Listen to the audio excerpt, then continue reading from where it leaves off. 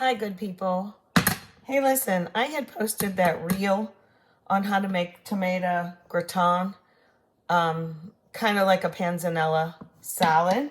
So I still have some tomatoes and this and that, but I didn't explain things too well on it. I tried to write the description at the end, but I just wanted to, post it. So I have here some ciabatta bread. I did have it in the freezer, and now it's out, and I let it go stale. You can also use a toothy bread. Like this is a nice kind of Italian. I do not recommend using like a sandwich bread at all. The bread will just fall apart and be mush. You do not want mushy bread. You want it to have some ability to stand up. So what I'm going to do is I'm going to cut it into the cube size that I want. See, this is moving. I really should have a little wet cloth underneath, and that'll keep it from doing that. But I'm going to put a typical ciabatta bread size into... I should have a serrated knife. Bread. I'm getting a serrated knife.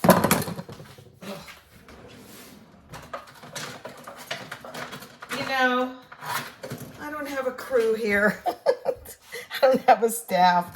I don't have fancy ring lights. I don't have my mind half the time that I should remember to get everything out. Meanwhile, I thought I had everything out, but I don't. So a serrated knife, that's another good tip. Works better on bread, soft bread or hard bread, because then it doesn't tamp it all down. So just be careful. This is really kind of stale, which is how I want it. And about this size. About that size. Okay? Because some of it will absorb the tomatoes' juices. And I have over here my cast iron skillet, because it's going to go in the oven ultimately. Okay, I'll be back to the rest of my tomatoes. This one was kind of mushy when I had a little sandwich this morning. But come on over here to my skillet. And I have it heating up. Here, I can't fit this. Hold on. Dun, dun, dun. There you go. You can see it now. Get a little closer. And I can feel it's pretty hot, but I want it really pretty hot. So on a dial of 1 to 10 on my stove, I'm going for 7. Because I maintain you want your pans hot, then you put in your fat or oil of any kind. Once I can see it's pretty hot, I'm going to go ahead and do this. Okay, I'm going to go around.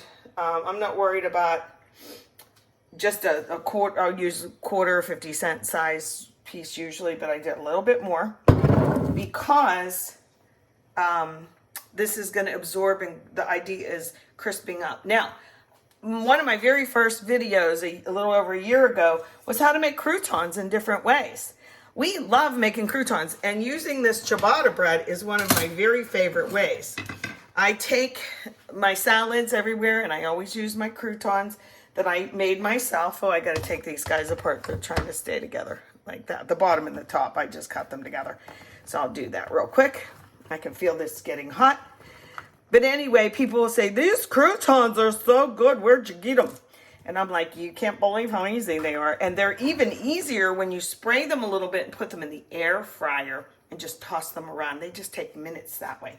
But I always did it this way before I had an air fryer. So let's put these in.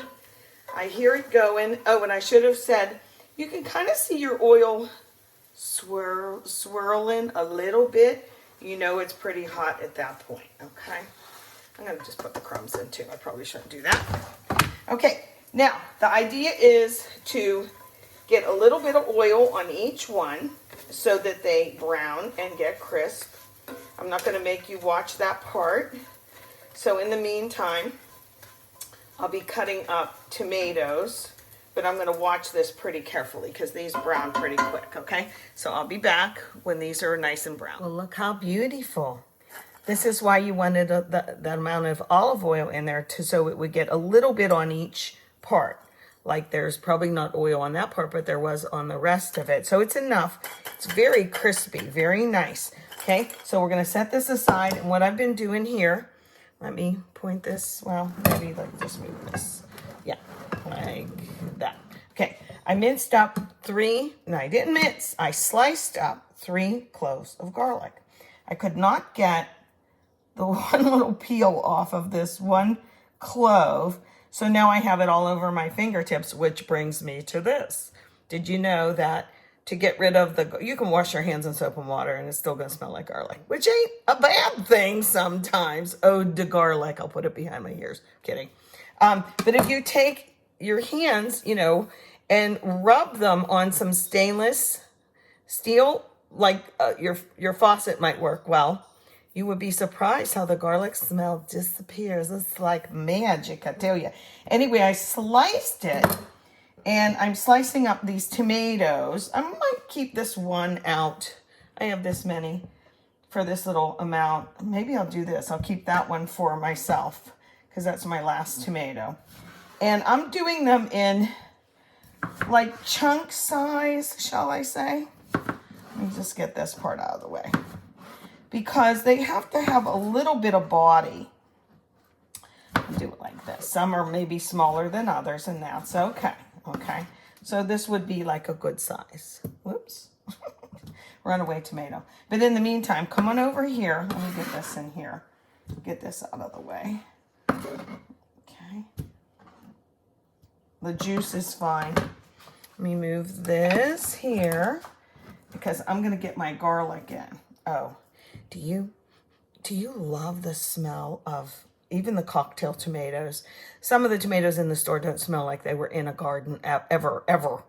But this is one of my favorite smells. I love it. It reminds me of being at my, the first time I experienced eating a tomato off the vine was my brother-in-law, Frank, had tomato plants in the backyard with my sister, Carol.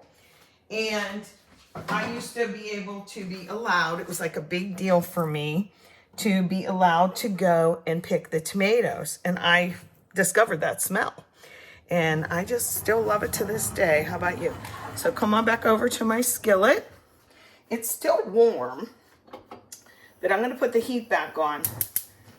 And I'm going to get a little bit more oil in for the garlic and the tomatoes. So this is still a little bit warm. I don't need a lot. Boom. Okay? Because the bread soaked up all the other ones. Let me get this little bit of garlic in. Now, garlic's kind of tricky. I sliced it. I didn't mince it this time. The reason I sliced it, and you may be thinking, wow, that's going to be awfully strong in there. Well, where's my other spoon? Where to put it? Where to put it? I don't know what I did with it. Let's get another one. Here's its twin. Okay, I'm going to get it in the oil, though. And you will start to smell this garlic pretty quickly. I don't have the heat too high. But what I want is to get it fragrant enough that I know it's kind of on its way, and it's going to permeate the rest of the meal. This will ultimately, this dish, go into the oven to bake a little bit, so that garlic's going to be a lot milder. I liken it to if you have a raw onion or if you saute onion. Now think about those two things. A raw onion biting into that puppy, I don't think so. Or if you saute an onion, the sweetness comes out. Not that they're sweetness, but you know what I mean. Okay, that's almost like a minute, and I'm going to put those tomatoes in now. And I'm going to turn up the heat a little bit. Ready, set. Yeah, baby. Skillet's hot.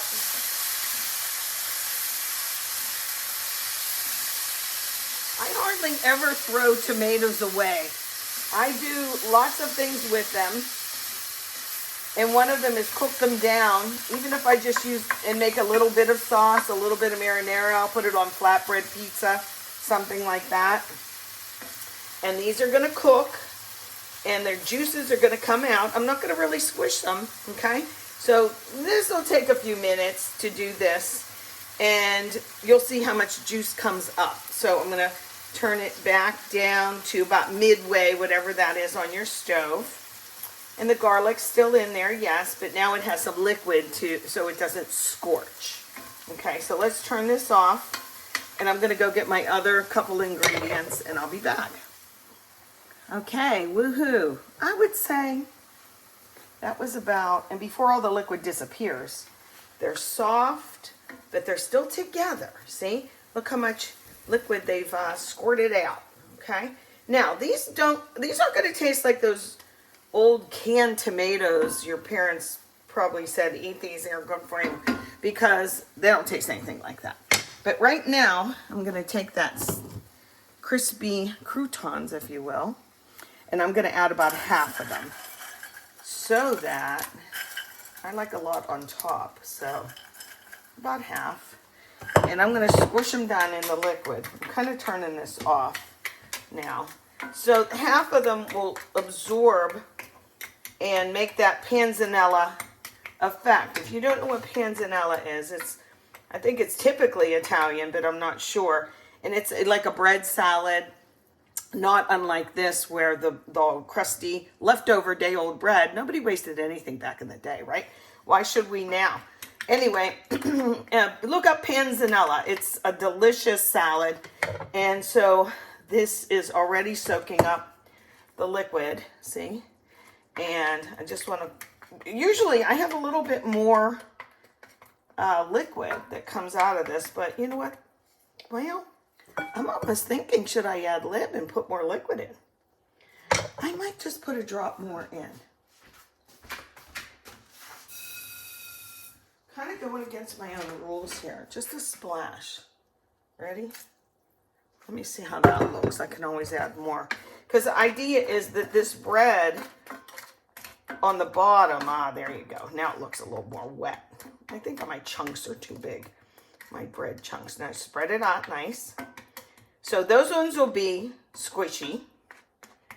And these ones, I'm going to put the rest of them on top. Okay, and spread them out a little bit like that. And now I'm going to add some cheese. Hard cheese would be great. Great, get it? It's like I made a joke. Grated cheese or great cheese. You can use a nice Romano. You don't have to grate it. You can buy the shaker cheese, but I think this works better. And I like a lot of cheese. Okay.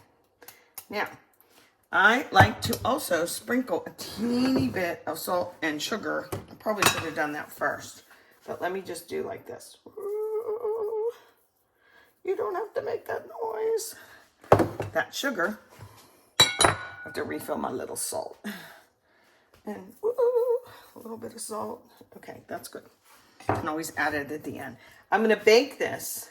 And what's going to happen is it's going to be so aromatic in this house. This makes a really nice, like, little fresh side dish, because I have some basil that I just bought this one, and believe me, it'll be like this before the end of summer. I keep it outside, not in full sun, and I get to go out there and enjoy that. This is another one. I have the kids rub their fingers on it and say, okay, what do you smell? And they'll say, bug spray. That's my citronella plant.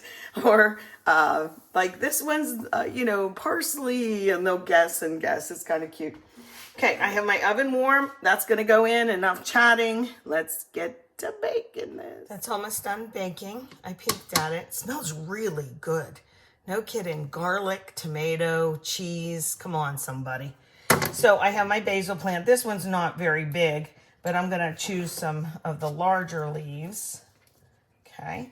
And I'm going to put this on. You don't want to do this too far ahead of time, because these little leaves have a nice oil in them. That's why some people rip them instead of cut them, but I'm a cutter. So I'm taking off some leaves. And years ago, before Food Network and the internet, nobody knew what chiffonade was. When I found out, I probably mispronounced it, but it's just a style of cutting, and it doesn't always have to be basil leaves. I'm going to do a couple more, because when the basil hits the warm cheese and the gratin on top, the bread, it kind of releases that nice oil also. So, okay, that's probably enough. What you want to do is just stack them up like this. Stack them up. Not too many. When they're bigger, of course, it's easier. Just to demonstrate that, like a little stack. And then you're going to roll them from the long end, okay? Roll, roll, roll, roll, roll. what's happened is you just make little ribbons. I guess in French that means strip. I probably knew at one point, but I forgot. I forget a lot of things these days. Ooh, it smells good. I didn't like basil growing up. But do you see how they're in like little nice ribbons? Look, I'll show you. And you will put those on top. Do this with a margarita pizza. Yummy, yummy. You can smell how fragrant that is. Okay, I'm going to finish doing these and we'll get out that skillet in a few minutes. Time to get it out.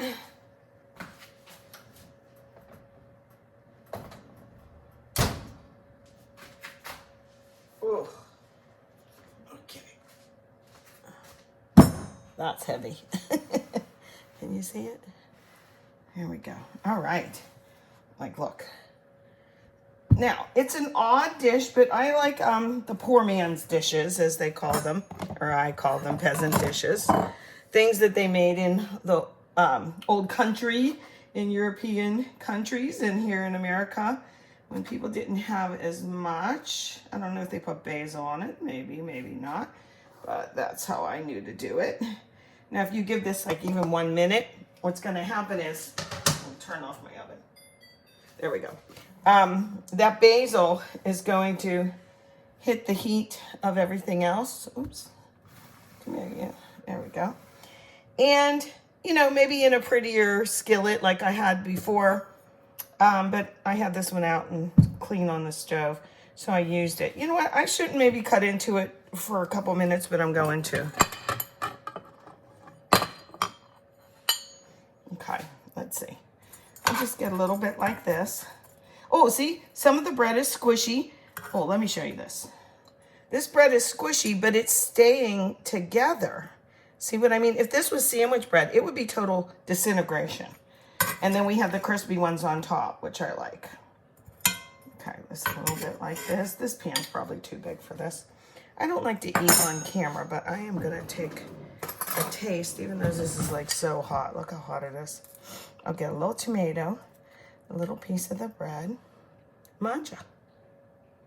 Oh, it smells like a pizza den.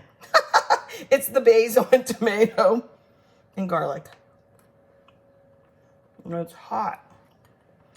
Oh gosh, that's good.